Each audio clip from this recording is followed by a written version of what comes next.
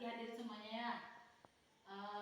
Baiklah, selanjutnya kita pada pembelajaran kali ini kita masuk materi baru, yaitu tentang struktur dan fungsi sel. Struktur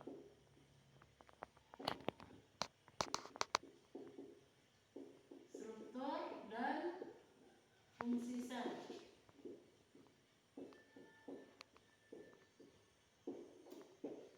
Apa itu sel?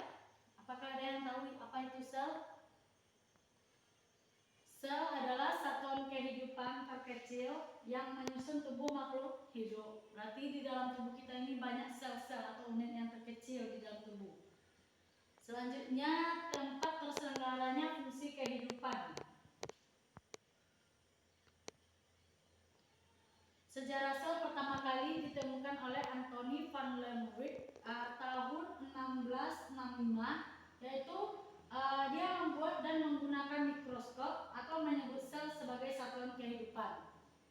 Anthony adalah orang yang pertama yang melihat sel tunggal dan mengamati darah, cairan, mani, fase, dan email gigi.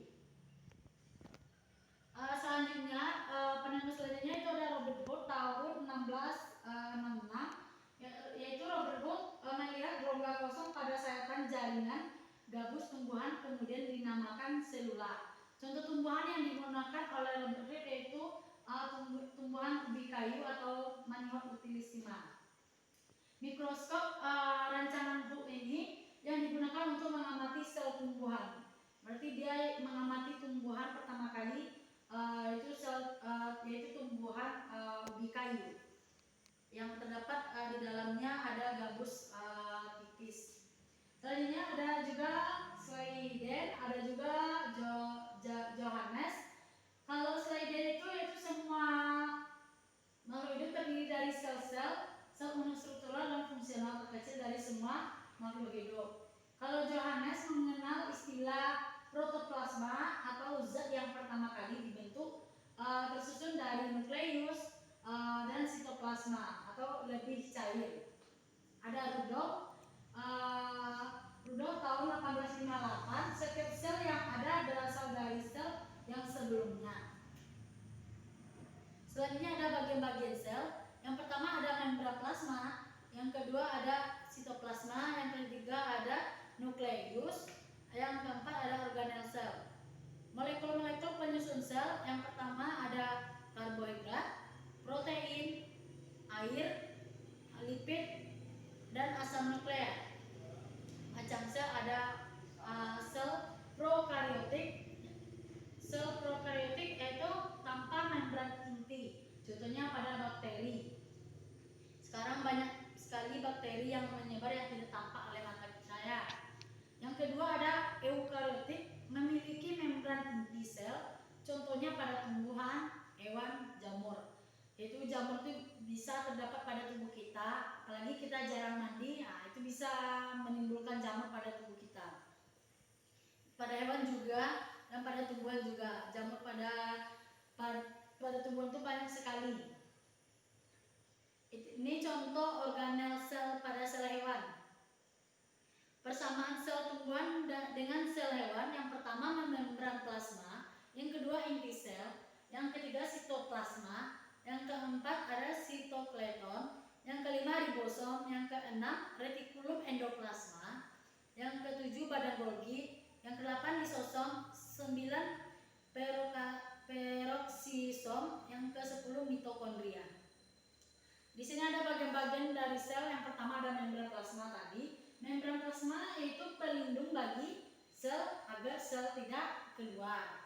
Yang kedua, pengatur pertukaran zat yang keluar dan masuk ke dalam sel. Yang ketiga, melakukan seleksi terhadap zat boleh keluar dan masuk dari dalam atau luar sel atau selektif permeabel. Selanjutnya tersusun atas karbohidrat, protein, lemak. Inilah gambar membran plasma. Di sini ada bagian-bagiannya, itu ada glikolipid atau mengikat molekul sel tetangga, kepala atau fosfat atau hidrofilik, yang ekor ada lipid atau hidrofilik, ada protein integral, protein yang terbenam, protein periferal itu protein yang menempel. Yang kedua ada selanjutnya inti sel, mengendalikan metabolisme. Yang ketiga, yang kedua menyimpan informasi genetik berupa DNA. Keempat, pengadaan DNA. Ada selanjutnya sitoplasma, merupakan cairan sel dalam sel. Yang kedua disebut juga dengan sitosol karena mirip dengan jelly atau koloid. Selanjutnya berfungsi sebagai tempat berlangsungnya metabolisme pada sel.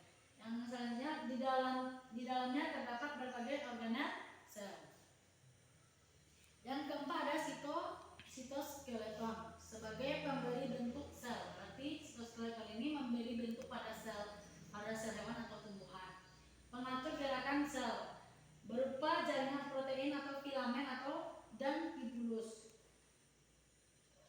Yang kelima ada juga ribosom, butiran kecil atau nukleoprotein yang terbesar di sitoplasma. Ada yang melekat di retikulum endoplasma sehingga menjadi RE. RE tersebut dinamakan RE kasar. Juga melakukan sintesis protein. Retikulum endoplasma atau RE terbagi dua, yaitu yang pertama RE kasar atau ditempeli oleh ribosom untuk sintesis protein. Yang kedua RE halus tidak punya ribosom atau untuk sintesis lemak. Berarti RE halus itu untuk sintesis lemak, RE kasar itu untuk sintesis protein. Selanjutnya kita masuk ke badan Golgi, berbentuk kantong pipih yang berkelok-kelok. Berarti di dalam sel kita tuh banyak bentuk yang berkelok-kelok, berarti itu namanya badan Golgi. Selanjutnya memodifikasi protein dengan menambahkan oligosakarida atau glikosilasi. Selanjutnya membentuk lisosom. Yang selanjutnya kita masuk ke lisosom, yaitu mencerna makromolekul secara intraseluler, menghidrolisis lemak, protein, asam nukleat, dan polisakarida. Selanjutnya peroksisom, yaitu menghasilkan enzim oksidatif untuk membentuk H2O2 untuk merombak lemak. Selanjutnya menghasilkan enzim katalase untuk mengubah H2O2 menjadi H2O dan O2.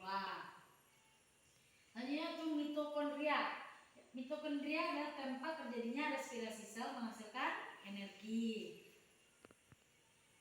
Ini perbedaan sel tumbuhan dan sel hewan. Yang pertama itu ada sentriol. Kalau pada hewan ada, pada tumbuhan tidak ada. Dinding sel tidak ada, untuk hewan tidak ada, pada tumbuhan ada. Valvulanya pada hewan kecil, pada tumbuhan besar. Plastidanya pada hewan tidak ada, pada tumbuhan ada. Perhatikan gambar ini perbedaan sel hewan dan sel tumbuhan. Ini adalah bagian-bagiannya, pada tumbuhan contohnya ada, pada hewan tidak ada. Yang pertama ada sentriol, mengatur pembelahan sel dan pemisahan kromosom selama pembelahan sel pada hewan. Yang kedua ada dinding sel. Dinding sel keras karena disusun oleh selulosa, pektin, glikoprotein, dan hemiselulosa. Yang ketiga ada vakuola, kantong yang berisi cairan. Pada tumbuhan berfungsi sebagai pengatur tekanan turgor. Selanjutnya plastida, terdiri dari kloroplas, itu mengandung klorofil, tilakoid, tempat terjadinya fotosintesis. Ada stroma, menyimpan hasil fotosintesis. Selanjutnya ada kromoplas, yaitu mengandung karoten. Selanjutnya leukoplas, yaitu menyimpan cadangan makanan. Ini ada transport pada membran plasma. Transport transport membran plasma itu terbagi dua. Yang pertama ada transport pasif dan aktif. Kalau transport pasif itu transport tanpa menggunakan energi. Transport dengan menggunakan aktif itu transport menggunakan energi karena dari konsentrasi rendah ke konsentrasi tinggi. Kita lihat yang pertama yaitu transport pasif, itu ada difusi, osmosis. Kalau yang difusi itu secara sederhana terfasilitasi dengan dibantu dengan oleh protein di membran plasma sehingga membentuk kanal dan molekul bergerak melintasi membran. Yang selanjutnya ada osmosis. Osmosis difusi molekul air melintasi membran permeabel. Selanjutnya juga ada transport aktif. Transport aktif itu dengan menggunakan energi konsentrasinya contoh dari konsentrasi rendah ke konsentrasi tinggi. Terbagi dua itu endositosis dan eksositosis. Endositosis itu memakan atau fagositosis. Yang selanjutnya juga ada meminum atau pinositosis. Yang selanjutnya ada eksositosis atau memuntahkan. Berarti memuntahkan itu berarti mengeluarkan apa yang dimasukkan tadi. Ini contoh difusi sederhana. Itu ada kita contohkan dalam contohnya kita masukkan ada cairan pada tinta, kita masukkan ke dalam air. Inilah contohnya yang paling sederhana sekali. Dan selanjutnya kita masuk ke contoh osmosis, yaitu perpindahan molekul zat pelarut dari daerah konsentrasi pelarut tinggi ke konsentrasi pelarut rendah melalui membran selektif permeabel. Ini adalah contoh dari kita melakukan dari osmosis dari konsentrasi yang tinggi ke konsentrasi yang rendah. Yang selanjutnya ada juga efek osmosis.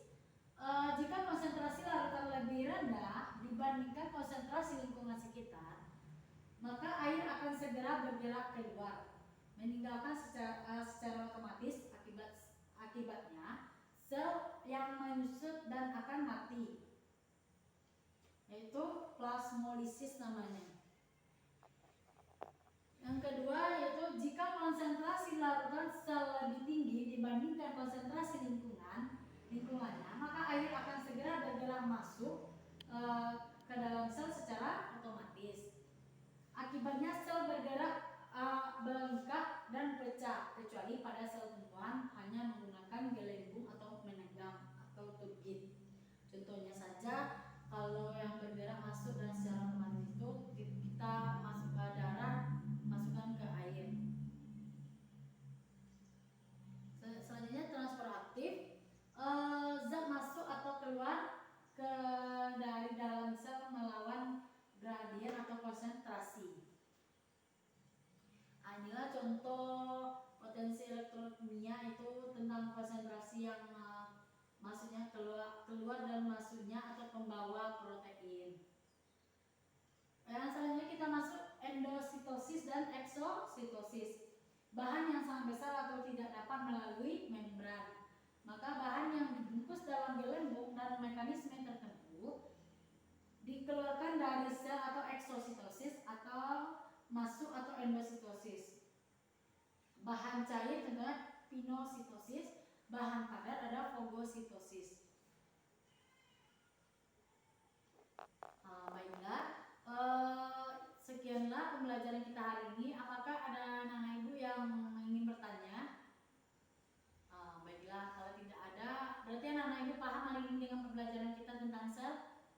Baiklah, itulah pembelajaran kita hari ini. Untuk selanjutnya diulang-ulangi pembelajarannya di rumah. Untuk itu kita cukupkan hari ini pembelajaran